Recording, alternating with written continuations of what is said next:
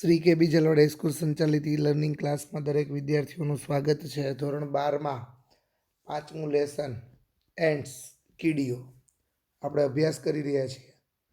પાઠમાં યુરોપની કીડીઓ, આફ્રિકાની કીડીઓ હિંસક હોય છે અને ઘણા ગુલામો ટાઈપ વર્તન કરે છે. ઘણા બધા વૈજ્ઞાનિકોએ હ્યુમન સાથે જોડવાનો, માનવ સાથે જોડવાનો પ્રયત્ન કર્યો છે.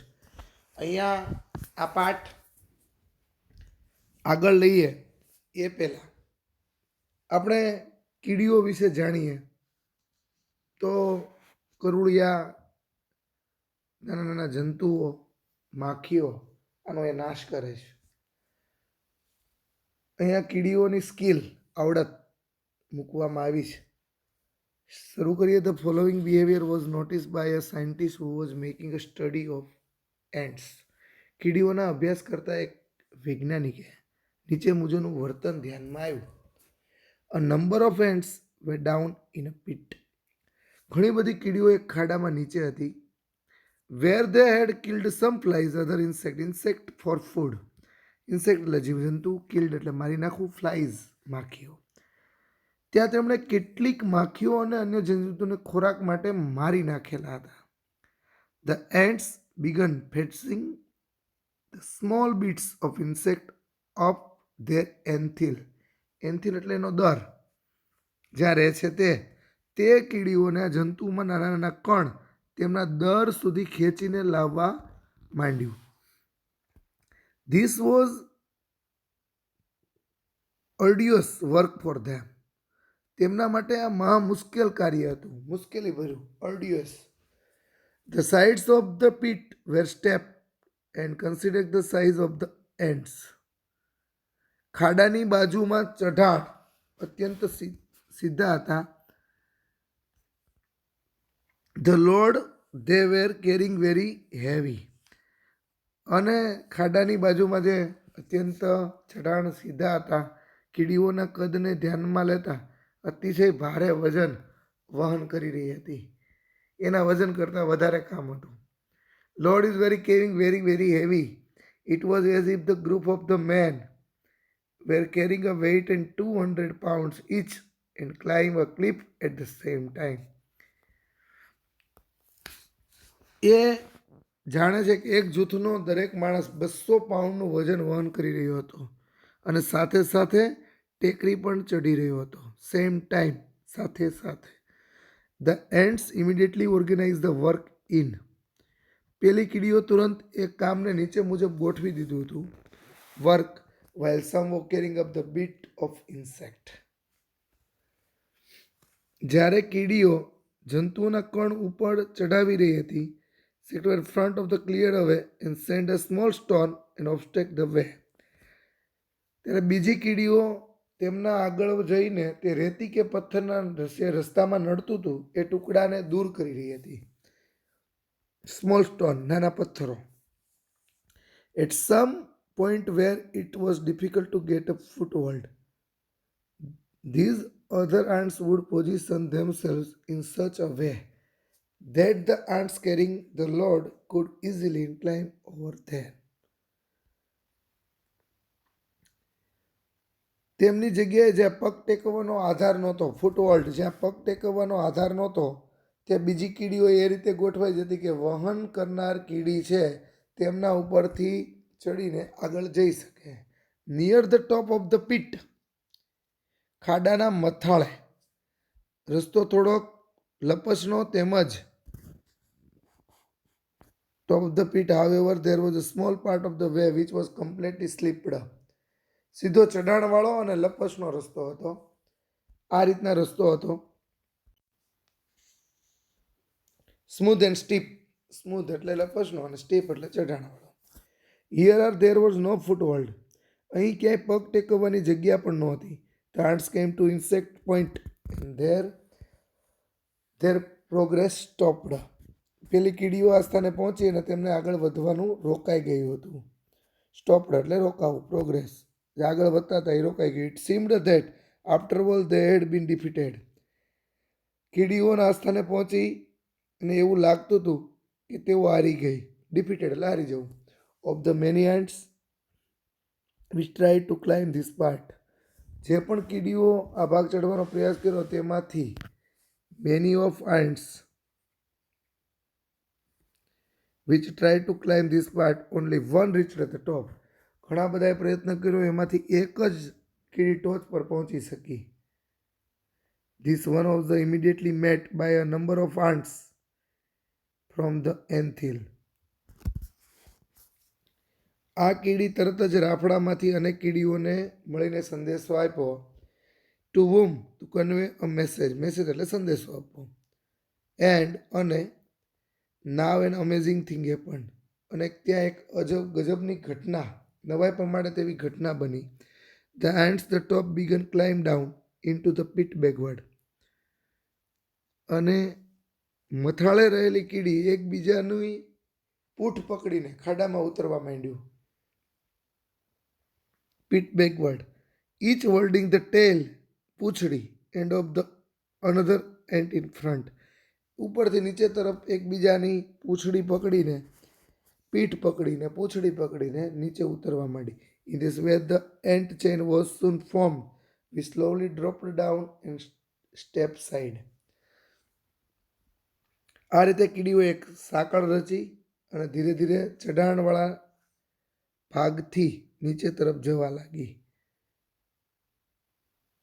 When it reached the ants waiting their load, they easily climbed up the chain and came out the top. અને કીડીઓ રાહ જોતી વજન વહન કરનાર કીડીઓ પાસે પોતે જ એક સાંકળ પર સરળતાથી કામ કરવા માંડ્યું અને બહાર મથાળે પહોંચી ગઈ. Such behaviour showing the adeptness of the ants. કીડીઓનું કૌશલ બતાવતા આ પ્રકારના વર્તન ઘણા વૈજ્ઞાનિકોએ કર્યા, અભ્યાસોએ કર્યા. Now science has discovered some things about the life which seem to show that the intelligence of this teeny creature is very close to human intelligence. હવે કીડીઓના જીવન વિશે કેટલીક વધારાની બાબતો શોધી કાઢી છે. એ દર્શાવે છે કે આ નાના પ્રાણીઓની સમજ શક્તિ, human intelligence, tiny creature is very close to human intelligence. નાના પ્રાણીઓની સમજ શક્તિ એ માનવ સમજ શક્તિ અતિ નજીક છે. Now all scientist concurred to this view. જોકે બધા વૈજ્ઞાનિકો આ વાત સ્વીકારતા નથી. But you may look the same of this fact from your own opinion. તમારો અભિપ્રાય આપ આની ઉપર ધ્યાનમાં લઈને તમે નોંધી શકો છો. These are ants to do farming. You may know that there was big leap for human progress when man gave up being a full-time hunter and took to farming. કીડીઓ ખેતી પણ કરે છે. તમે જાણતા જ હશો કે માનવ એ વિશાળ, જ્યારે એ શિકાર કરતો હતો ત્યારે શિકાર કરવાનું છોડીને હન્ટર એટલે શિકાર કરવો, ખેતીમાં જોડાણો, ખેતી કરવાનું શરૂ કર્યું. Took farming. Seemingly, the umbrella ants South Africa has taken the same step in their small way.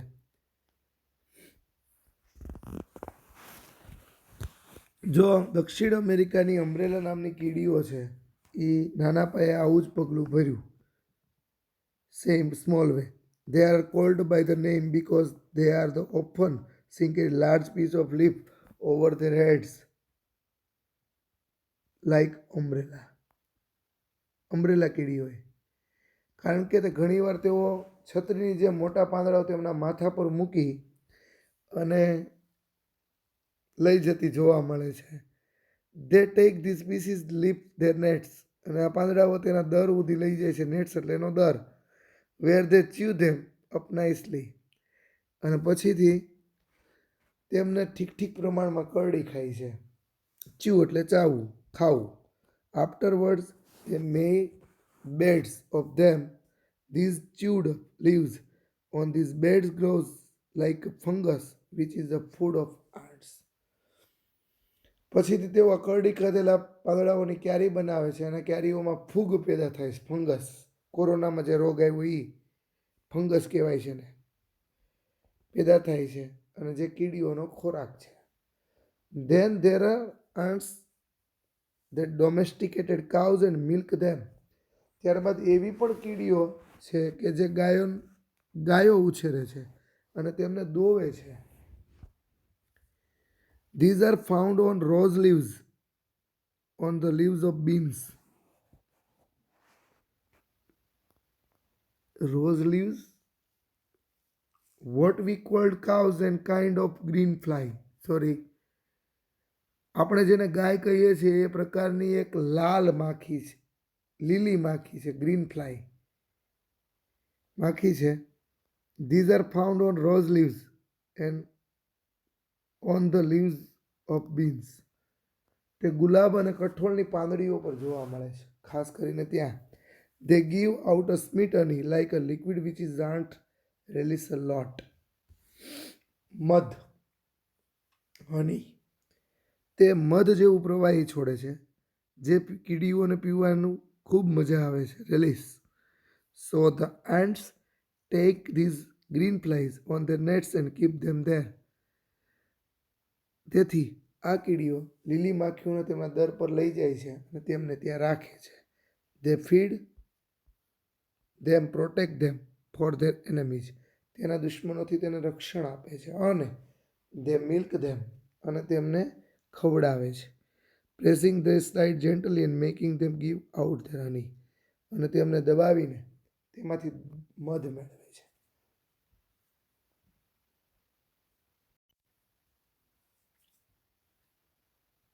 Ants, we are told, play games, nurse like a sick and bury their dead. જાણવા મુજબ કીડીઓ રમતો રમે છે, play games એટલે રમતો રમે છે, માદા કીડીઓની સારવાર કરે છે અને તેમનામાં કોઈ મૃત થઈ ગયું એની દફન વિધિ પણ કરે છે, દફનય કરે છે.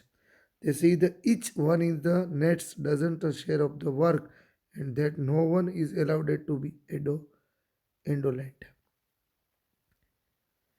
તેઓ એ બાબતનું ધ્યાન રાખે છે કે તેમનાની દરેક કીડી તેમના ભાગનું કામ કરે છે અને કોઈને નકામું રહેવા દેવાતું નથી. ઇન્ડોલન્ટ એટલે નકામું. All these suggest that aren't have a highly developed social sense, perhaps some system of government. આ બધું સૂચવે છે કે કીડીઓમાં સામાજિક સૂઝભાવ અને તેમની શાસન પદ્ધતિ ખૂબ સારી હોય છે, ગવર્મેન્ટ જેવા નિયમોથી કામ કરે છે. There are ants that keep other ants as slaves. એવી પણ કીડીઓ છે જે અન્ય કીડીઓને ગુલામ તરીકે રાખે છે. One such type is a powerful red ants which is found in Europe. યુરોપમાં જોવા મળતી લાલ કીડી આ પ્રકારની હોય છે.